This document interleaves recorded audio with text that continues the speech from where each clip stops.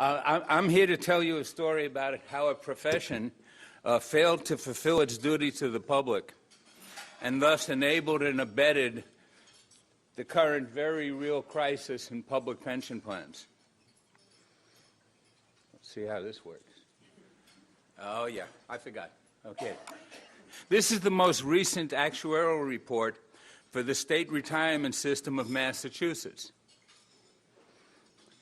Do you know where you can find the value of benefits already earned under this plan? I suggest you look for the answer in this paper by Novi, Marks and Rao, because you won't find it in the actuarial report. Now, why isn't that value disclosed? We'll get back to that shortly. Meanwhile, what we have here is a knowledge problem and a governance problem. The knowledge problem: actuaries shamelessly, although often in good faith, understate the value of future pension payments by as much as 50%. Their clients want them to.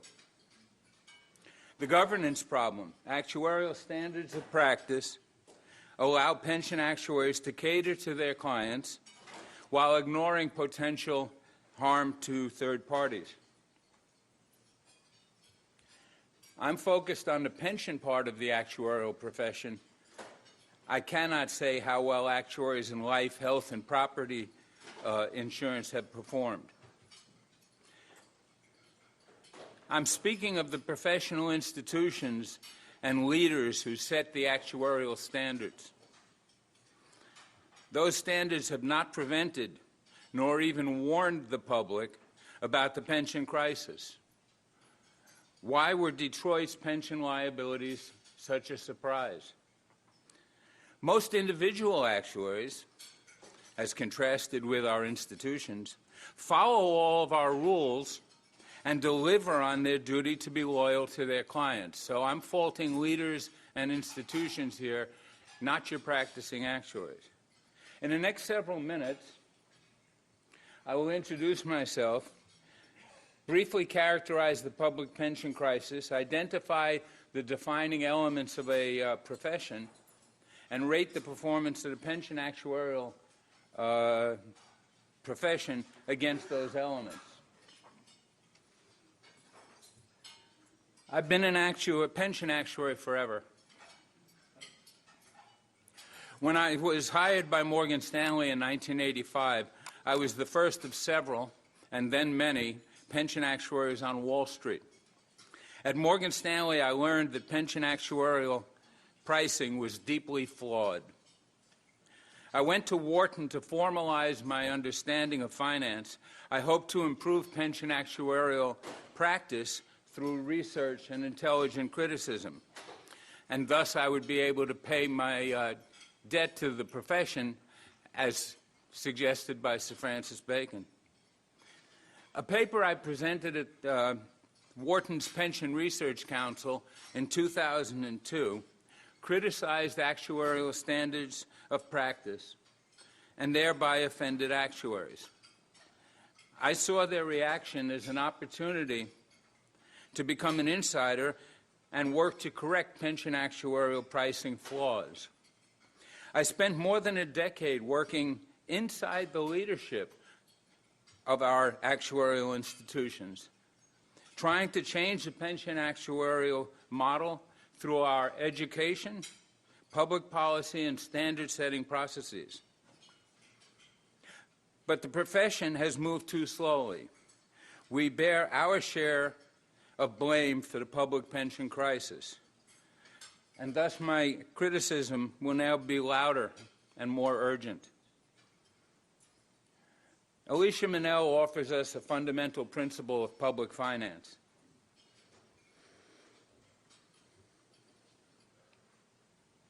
Actuarial methods, models, and assumptions undervalue the pension promises by collecting risk premiums up front and passing the risk on to future generations.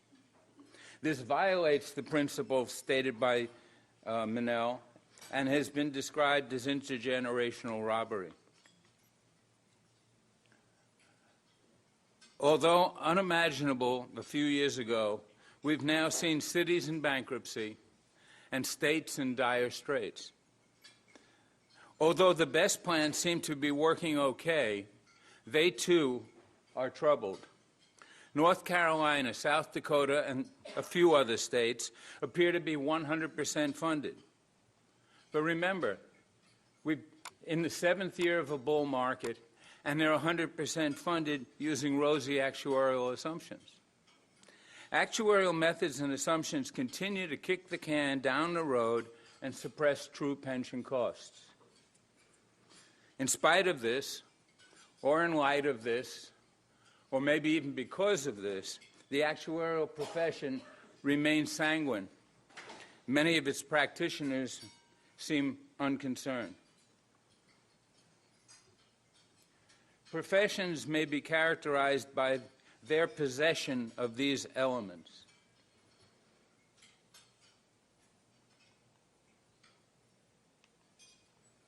And by the way, when I do this in silence, it's because I don't want to read the slide. I want you to read the slide. So when you see me go like that.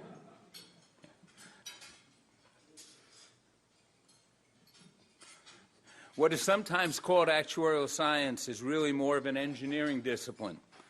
The core body of knowledge is borrowed from probability and statistics, economics and finance, demography, and medicine. A central element of pension actuarial science is cash flow discounting. I should ask for a show of hands of people who already knew that. Financial economists are highly critical of how pension actuaries discount future cash flows. Actuarial education consists of a series of difficult, high-stress examinations designed by practicing actuaries. These exams indoctrinate future actuaries with the best and worst of what is known by their predecessors. I'll give you a moment to read 3 prominent quotations that resonate with me with respect to re-education. By the way, if you're in the back and you can't see this, scream and I'll read them, but they are lovely quotations by people you've actually heard of.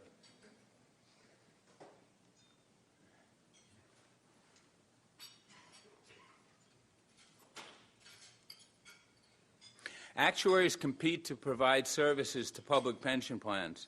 Our code of conduct outlines various duties we have to those who pay for our services.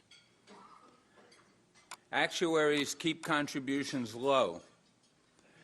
And although discount rates are the most visible tool for keeping contributions low, there are other internals in the actuarial models which tend to lean in the same direction.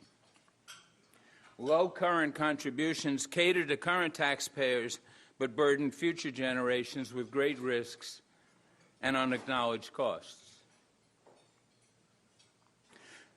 The profession, rather than the individual actuaries and firms, has the primary duty to protect third parties from overzealous catering to clients.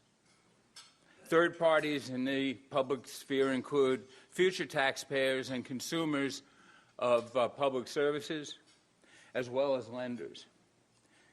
Professions fulfill their public responsibilities by promulgating codes of conduct, standards of practice, and by implementing disciplinary procedures. Here are 3 misses that have, I believe, contributed to our public pension crisis. With respect to mismeasurement, Finance 101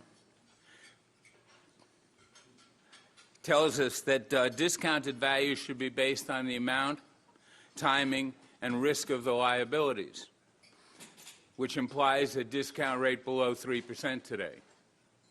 Actuarial 101, on the other hand, discount rates should be the expected return on plan assets, and typically those discount rates are greater than 7% today. I have an example here that shows how the difference between Actuarial 101 and Finance 101 work out. for $1 or $1,000 due 20 years from now, we have more than a 50% discount from the financial liabilities to the actuarial liabilities. And by the way, this wasn't always true. In the 1980s, the actuarial discount rates were overstating the liabilities, often by as much as 100%. Elected officials, mismanagement, if you will, elected officials and union representatives negotiate benefits and sometimes funding as well. Actuarial methods and assumptions are often dictated by state legislatures and or plan trustees. Actuaries sometimes argue that this absolves them of responsibility for outcomes. But no one increases benefits or chooses actuarial assumptions without consulting their actuaries. Although I agree that elected officials in Illinois and New Jersey bear a great responsibility for the crises over which they've presided, I want to know, where are the screaming actuaries yelling in these burning theaters? Have actuaries been willfully ignorant? Is their silence a required duty to their clients? What about the profession's duty to the public? Is the actuarial profession missing in action? Well, let's look.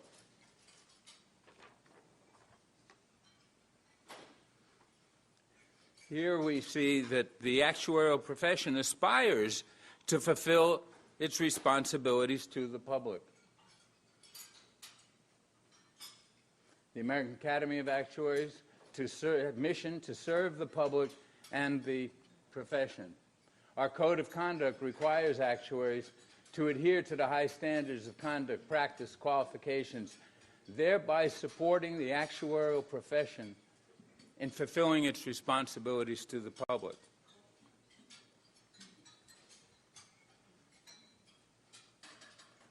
Education and research are the province of the Society of Actuaries. Public policy is the province of the American Academy of Actuaries. Standards of practice are the province of the Actuarial Standards Board, the ASB, sometimes pronounced ASB, as in FASB and GASB. Although I'm troubled by the performance of all three organizations, today I'm focused on the ASB and our standards of practice. Many of you are familiar with standards set by FASB, and you may believe that ASB standards are comparable in terms of their rigor, their detail, and their responsiveness to the public trust. FASB delivers top-down, best practice standards developed by full-time board members, supported by a dedicated staff. Financial accounting standards are detailed prescriptions based on articulated principles. So it's prescriptions driven by principles. ASB standards are developed by part-time volunteer board members, supported by volunteers, and driven by practice from the bottom up.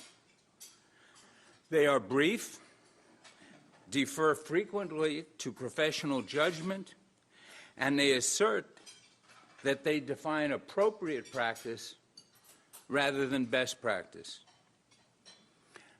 I went on the internet and checked it out. You'll be happy to know that air traffic controllers are required to follow established best practices. Don't let the actuaries fly your plane.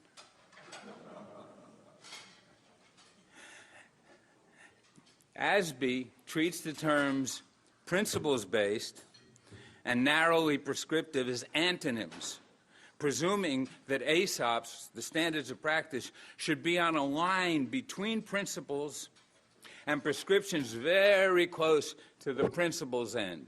We declare that we are principles-based and not prescriptive. FASB, however, is principles-based in the best sense and highly prescriptive.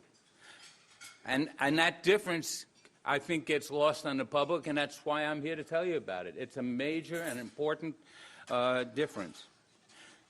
Despite the ASB's assertion that ASOPs are principles-based, they're neither principles-based nor prescriptive. This is just the opposite of FASB's formulation. In many cases, the only required action for the practicing actuary is to consider something. Okay, I considered that. I complied. Next. During the 1970s, the accounting profession observed that its standards were being derived from practice rather than from principles. They concluded that was backwards and that amounted to a codification of existing practice. The profession then established the FASB to replace earlier bodies.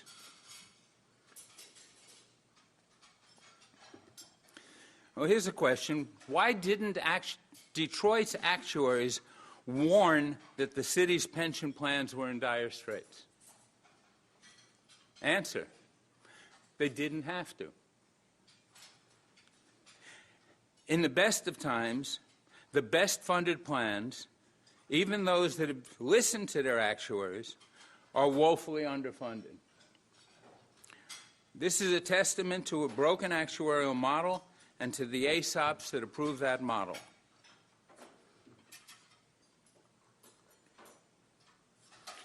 Actuarial models are complicated. This makes actuaries the high priests of pensions, replete with elaborate assumptions and arcane language. But the most financially significant measures of pension health can be found in a few simple numbers. Bob North, formerly New York City's chief actuary, for years published the present value at Treasury rates of the benefits earned to date. These numbers and their progression over time are much more informative than all of the statutory numbers that he was required to publish. Robert Novi Marks and Josh Rao have written several papers estimating Bob North-type numbers for hundreds of public plans nationwide. The Public Employee Pension Transparency Act, or PEPTA, has been introduced in each of the last two Congresses. It would require North-type numbers be disclosed by all public plans. PEPTA also requires disclosure of the annual increment, which I would argue is the economic and thereby true cost of pensions as a portion of total compensation. The political pressure that has arisen in opposition to these disclosures is testimony to how powerful and necessary these numbers are. And at the very least, we would have had advance warning in Detroit if we'd seen these numbers. One other comment on Detroit. You may know that the official actuarial shortfall was $600 million. And then they brought in another actuarial firm that shocked everyone by saying, no, the number's really $3.5 billion. And they, in turn, even though their work was on their own admittedly sketchy, gave enough numbers that my best estimate at the time was that the real shortfall was between $7 and $9 billion on Bob North or Novi Marks and Rao kind of measures. And so we still haven't seen that number, and they went through the bankruptcy court and made all kinds of adjustments, and the hell may still be to pay in Detroit because they now believe they're on a solid course. Okay, what number am I on? I guess I'm supposed to flip forward. Actuarial standards of practice should be as rigorous and prescriptive as the accounting standards promulgated by FASB. We, the public, and those trustees and elected officials who make decisions on our behalf need financially robust information for all pension actuarial matters. Actuarial smoothing, which I'll just take a shot at in passing, is a poor substitute for real risk management. Hiding risks is a far cry from managing them. Now, for some balance in defense of the actuaries. Actuaries have not caused the public plan crisis. What the profession has done, however, is enable and abet those whose decisions about benefit levels and funding have brought us to this crisis point. Actuaries should have been the cops here. Now, that's an opinion. I mean, everything I've said here is an opinion, but it seems obvious to me that they were the only ones with the tools, the knowledge, the data to really be the cops. Applying science while all around them were doing politics. That's what should have been. But competitive forces, weak standards, and poor training have made actuaries part of the problem. Actuaries should have disclosed the full cost of benefit improvements. They should have targeted full funding using insurance principles. They should have screamed about risky investments. They should have been risk managers rather than risk camouflagers. Okay, what would I like you to do? Get angry? Not at me. The actuaries will take care of that part. Don't trust bad numbers. Demand good numbers. Don't wait for actuaries to fix this. ASB has this under review now. Write to ASB. Talk to the press and rebut all the bad press which is part of this argument. And with that, I thank you.